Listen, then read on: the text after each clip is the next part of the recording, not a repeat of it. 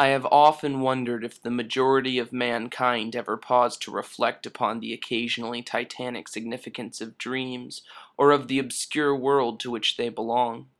As a child, I would escape terrestrial consciousness to sojourn carelessly through the arcane hills that whispered my name. There, always docked in the river Thran, a vessel with eyes that quivered with ineffable horror. Indeed, I was at once reviled and yet compelled to board the magnificent argosy of old. More wonderful than the lore of old men and the lore of books is the secret lore of the ocean. But, as it were, I was besought by a witch who would turn my resplendent ship into a thing of mania and degeneracy. She summoned the horrors within to consume the vessel, and I, on board, could not withstand the call of madness.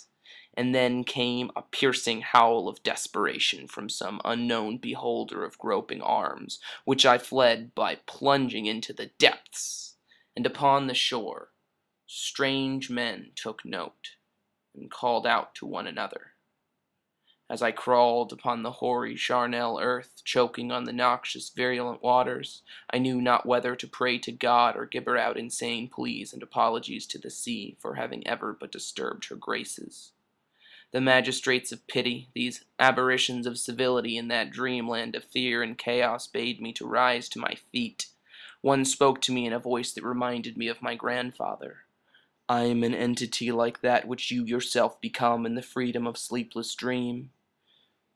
Sleepless dream, I wondered, and then, with a sudden realization, my body was filled with the terror of understanding.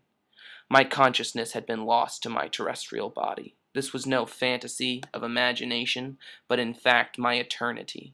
I was dead, and my journey had only just begun.